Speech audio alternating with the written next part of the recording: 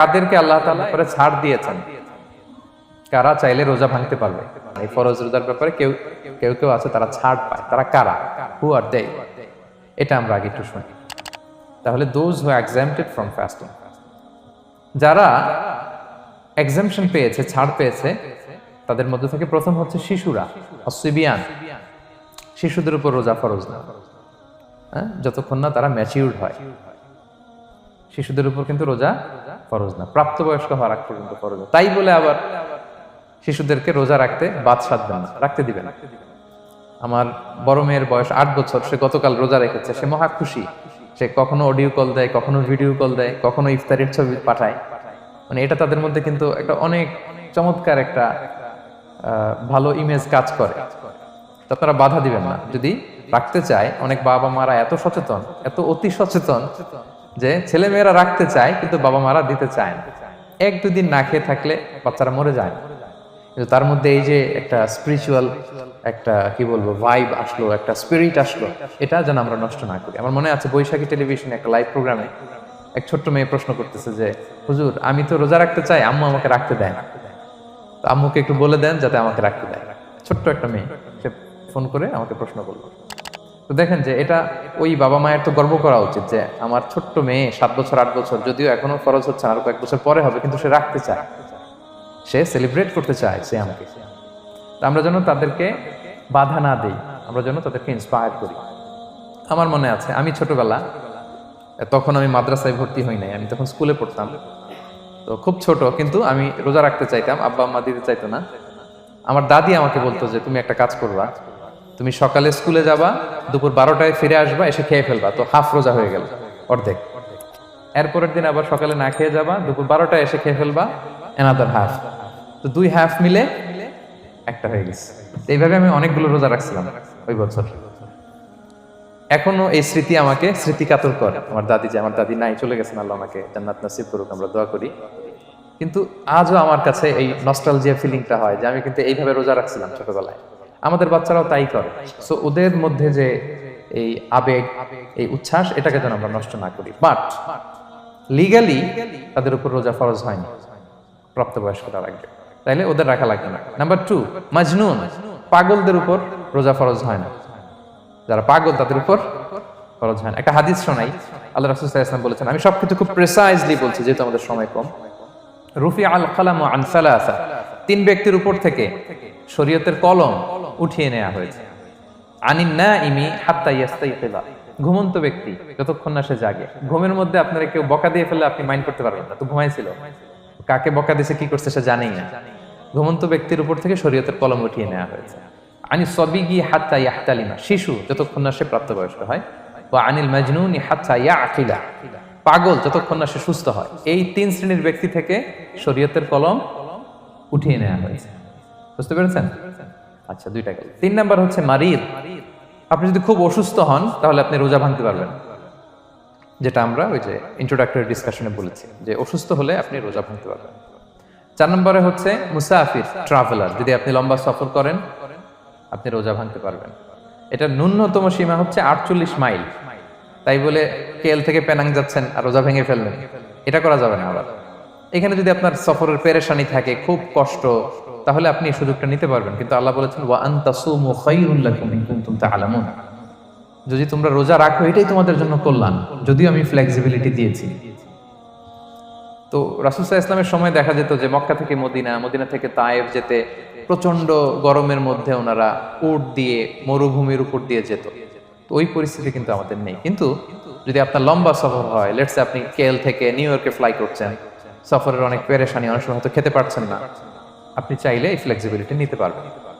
তো অসুস্থতা আর সফরে থাকলে আপনি রোজা ভাঙতে পারবেন, তবে ফাইদ্দাতুম মিন আইয়ামিন উখর, অন্য সময় এটা গুনে গুনে রাখতে হবে। 5টা যদি ভাঙা যায় পরে 5টা কাজা করবেন। এই পয়েন্টটা কি সবার কাছে ক্লিয়ার?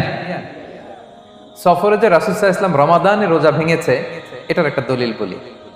আপনারা মক্কা বিজয়ের নাম শুনেছেন না? রাসূল সাল্লাল্লাহু আলাইহি ওয়াসাল্লাম হিজরত করলেন, পরে আবার বিজয় করলেন। এই মক্কা বিজয় কত হিজরিতে হয়েছে কে বলতে পারবেন? হ্যাঁ, হিজরি বলেন তো দেখি।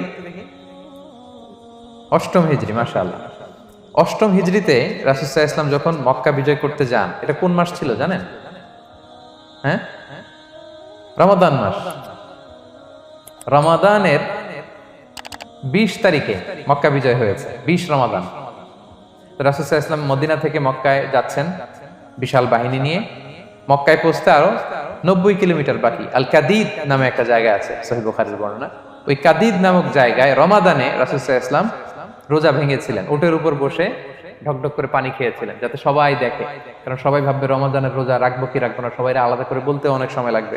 রাসূল সাল্লাল্লাহু আলাইহি ওয়াসাল্লাম একটা উঁচু জায়গায় সবাইকে দেখে উটের উপর পানি খেয়ে ফেললেন।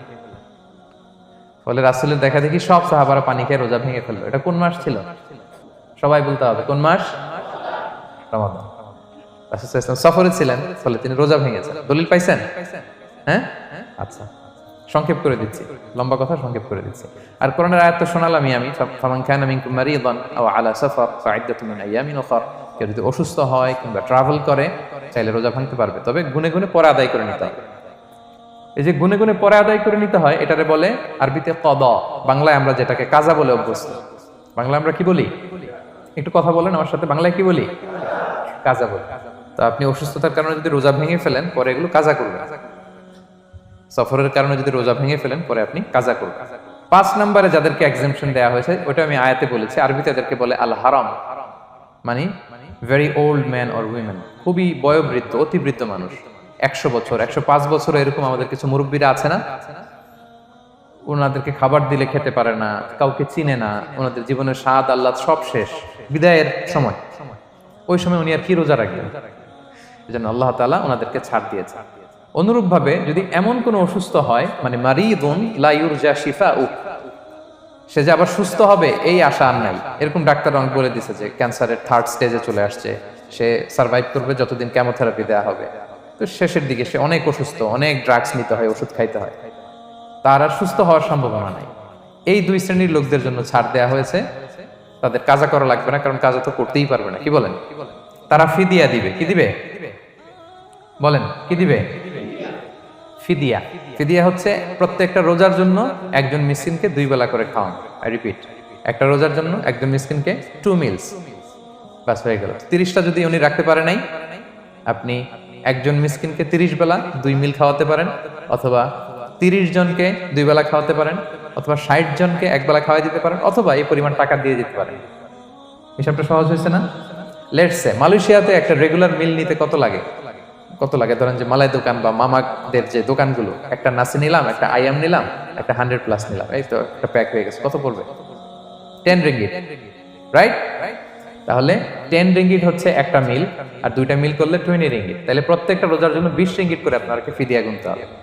30টা রোজার জন্য কত? 600 রিঙ্গিট। তাহলে ফিদিয়া ব্যাপারটা ক্লিয়ার হয়েছে সবার কাছে? আমাদের এরকম মুরব্বী যদি থাকে যারা রোজা রাখতে পারছেন না, তাদের জন্য আমরা এইভাবে ফিদিয়া আদায় করি। গেল। ইমাম মালিক আলাইহি রাহমা, মালিকি মাযহাবের ইমাম, উনি ওনার শেষ জীবনে খুব অসুস্থ ছিলেন। উনি ওনার শেষ জীবনের রমাদানে রোজা রাখতে পারেন নাই, এত বয়স হয়ে গেছিল, রোজা রাখতে পারেননি। তো উনি 30 জন মিসকিনকে এনে গোশত আর রুটি খাওয়াই দিছিলেন একসাথে, ফিদিয়া আদায় হয়ে গেছে। তো এরা ছাড় পাবে। 6 নাম্বার হচ্ছে আসহাবুল আমাল আশ-শাক্কা, যারা খুব কঠিন কাজ করে। এই প্রসঙ্গটা নিয়ে অনেকে ভুল বোঝে। এটা হচ্ছে এমন এমন কাজ যারা করে, যারা কাজ করতে করতে অসুস্থ হয়ে যাওয়ার সম্ভাবনা আছে, মৃত্যুর মুখোমুখি, বেহুশ হয়ে যাওয়ার সম্ভাবনা, হ্যাঁ, তাদের জন্য ছাড় দেওয়া।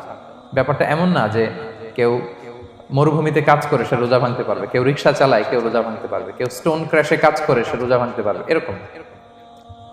ধরেন যে মরুভূমিতে যারা কাজ করে, বা বাংলাদেশে সামারে যারা রিক্সা চালায়, অথবা আয়রন ফ্যাক্টরিতে যারা কাজ করে, অনেক সময় এমন হয় তারা ডিহাইড্রেশনে ভুগতে ভুগতে বেহুশ হয়ে যায় কাজের মধ্যে, এরকম হয় না? হয়। তাদের জন্য ছাড়, কিন্তু তাদের জন্য রেকমেন্ডেশন হচ্ছে এটা ফরজ ইবাদত, এটা তাদেরকে রাখতেই হবে। হয়তো নাইট শিফটে কাজ করার ট্রাই করবে, অথবা সারা বছর একটু একটু জমিয়ে রোজা রাখার চেষ্টা করবে, কিন্তু রোজা তারা রাখবে, তারা সাহুর খাবে, তারা রোজা রাখা শুরু করবে। কিন্তু মরুভূমিতে কাজ করতে করতে যদি এমন হয় যে সে বেহুশ হয়ে যাচ্ছে, মরার উপক্রম, এই পরিস্থিতিতেও সে রোজা ভাঙতে পারবে না, ইসলাম এতটা কঠিন নয়। পরিস্থিতি যদি এমন হয় তখন সে রোজা ভাঙতে পারবে, পরে সে রোজাগুলো কাজা করে নেবে। আচ্ছা, তো এই জন্য এই সমস্ত লোকদের ব্যাপারে আমাদের একটু সহনশীল হওয়া উচিত। আমাদের যে ওয়ার্কাররা গরমের মধ্যে কনস্ট্রাকশনে কাজ করে, আয়রন ফ্যাক্টরিতে কাজ করে, খুব কঠিন কাজ করে, তাদের কাজের টাইমটা কমায় দেয়া, তাদেরকে সাপোর্ট দেয়া, যাতে তারা রোজা রাখতে পারে। 7 নাম্বার হচ্ছে আল হামিল, গর্ভবতী নারী। 8 নাম্বার হচ্ছে আল মুরদিআ, ব্রেস্ট ফিডিং মাদার, বাচ্চাকে দুধ খাওয়াচ্ছে যে মায়েরা, ওনারা রোজা ভাঙতে পারবে। যদি ডক্টর বলে যে আপনি যদি রোজা রাখেন পেটের বাচ্চার সমস্যা হবে, রোজা ভাঙতে পারবে, পরে কাজা করবে। অথবা ডক্টর যদি বলে যে আপনি যদি না খান তো বুকে দুধ আসবে কোত্থেকে, বাচ্চাকে খাওয়াবেন কিভাবে, ডিহাইড্রেশন হবে, রোজা ভাঙতে পারবে। এটার দলিলটা শুনেন, সুনানে আবু দাউদের হাদিস, আল্লাহ রাসূল সাল্লাল্লাহু আলাইহি ওয়াসাল্লাম বলেছেন, ইন্নাল্লাহ আযজা ওয়া জাল্লা ওয়াদাআ আনিল মুসাফিরি শাতরাস সালাহ, আল্লাহ তাআলা মুসাফিরের জন্য নামাজকে অর্ধেক করে দিয়েছেন কসর, ওয়া সিয়ামা আনিল হামিলি ওয়াল মুরদিআ, আর গর্ভবতী নারী আর দুধ খাওয়াচ্ছে এমন মায়ের জন্য আল্লাহ সিয়ামকে এক্সাম্পশন দিয়ে দিয়েছেন, ছাড় দিয়েছেন, তারা চাইলে রোজা ভাঙতে পারবে। ক্লিয়ার? 9 নাম্বার হচ্ছে মেনস্ট্রুয়েশনাল পিরিয়ড যাদের হয়, যে বোনদের পিরিয়ড হচ্ছে মাসিক, রোজা রাখবে না, যতটা ভাঙ্গা গেল পরে আদায় করে নিবে। 10 নাম্বার হচ্ছে পোস্টপার্টাম পিরিয়ড, যেটা নিফাস বলে, আফটার বার্থ, এই বেবি ডেলিভারি, বেবি ডেলিভারির পরে আমাদের বোনদের যেই পিরিয়ডটা হয় সে সময় ওনারা রোজা রাখবেন, কয়টা ভাঙলো গুনে পরে কাজা করে ফেলবে। এবং আম্মা জান আয়েশা রাদিয়াল্লাহু তাআলা আনহা উনি বর্ণনা করেন, কুন্না নাহিদু আলা আহদি রাসূলিল্লাহ, এটা একটা ন্যাচারাল প্রসেস, আমাদের আম্মা জান নবীদের স্ত্রীদেরও এটা হতো। তিনি বলতেন যে আমাদের যখন পিরিয়ড হতো, সুম্মা নাতহুর, এরপর যখন আমরা সুস্থ হয়ে যেতাম, ফায়ামুরুনা বিকাদাইস সিয়াম, রাসূল সাল্লাল্লাহু আলাইহি ওয়াসাল্লাম আমাদেরকে রোজাগুলো কাজা করতে বলতো, ওয়ালা ইয়ামুরুনা বিকাদাইস সালাহ, নামাজ কাজা করতে বলতো না। আমাদের বোনরা পিরিয়ডের কারণে যে নামাজগুলো চলে যায় এগুলো কিন্তু পড়তে হয় না পরে, কিন্তু রোজা যদি ভাঙা হয় সেগুলো কি করতে হয়, রাখতে হয়। একটা মজার হাদিস শোনেন, আম্মা জান আয়েশা রাদিয়াল্লাহু তাআলা আনহা বলেন যে আমার যে রমজানের ভাঙতি রোজাগুলো ছিল আমি সারা বছর রাখতাম না, আমি হাদিস পড়তে গেলে অনেক সময় লেগে যাবে, সারা বছর আমি রাখতাম না, এটা আমি শাবান মাসে রাখতাম। কোন মাসে? শাবান মাসে। কেন? কারণ রাসূল সাল্লাল্লাহু আলাইহি ওয়াসাল্লাম নিজেও রমাদানের পরে সবচাইতে বেশি নফল রোজা যেই মাসে রাখতেন সেটা হচ্ছে শাবান মাস। এই যে এই মাসের আগে যে মাসটা আমরা কাটায় আসলাম শাবান, এই শাবান মাসের প্রায় পুরো মাসে রাসূল সাল্লাল্লাহু আলাইহি ওয়াসাল্লাম রোজা রাখতেন। আম্মা জান আয়েশার যে ভাঙতি রোজাগুলো উনি সারা বছর না রেখে ওই সময় রাখতেন, হাজবেন্ড ওয়াইফ দুইজনেই রোজাদার। ব্যাপারটা সুন্দর না অনেক? দুইজনেই, যেহেতু আমার হাজবেন্ডও রাখতেছে তো আমিও এই টাইমে রাখি, এইভাবে উনি বুদ্ধি করে ওনার রোজাগুলো রেখে দিতেন, উনি শাবান মাসে রাখতেন। কারণ তিনি রাসূল সাল্লাল্লাহু আলাইহি ওয়াসাল্লামের ব্যাপারটা খেয়াল করতেন। এমন হতে পারে যে অন্য মাসে যদি উনি রোজা রাখেন, দিনের বেলায় রাসূল সাল্লাল্লাহু আলাইহি ওয়াসাল্লাম হয়তো আম্মা জান আয়েশা রাদিয়াল্লাহু তাআলা সঙ্গ পেতে চাইতে পারেন দিনের বেলায়, সো এটা রাসূল সাল্লাল্লাহু আলাইহি ওয়াসাল্লামের জন্য কষ্টকর হবে, আর উনি তো রোজা রেখেছেন, সো উনিও প্ল্যান করে এমন সময় রাখতেন যে সময় রাসূল সাল্লাল্লাহু আলাইহি ওয়াসাল্লাম নফল রোজা রাখতেন, শাবানে রাখতেন। তো আমাদের বোনরা এই কাজটা করতে পারেন, শাবানে আপনারা এগুলো রাখতে পারেন। এই পয়েন্টটা শেষ। এই লোকেরা রোজা ফরজ হওয়ার পরেও ছাড় পাবে, আর যে সমস্ত ক্ষেত্রে ভাঙতে পারবে তারা পরে এগুলো কাজা করবে। কাজা মানে একটা রোজার জন্য একটা রাখা, একটার জন্য একটা রাখা। আর ফিদিয়া মানে কি একজন বলতে পারবেন? বলেন। মাশাআল্লাহ, একটা রোজার জন্য একজন মিসকিনকে 2 বেলা খাওয়ানো, আর 30 রোজার জন্য 60 বেলা। এই তো হয়ে গেল, বুঝে গেছিলাম।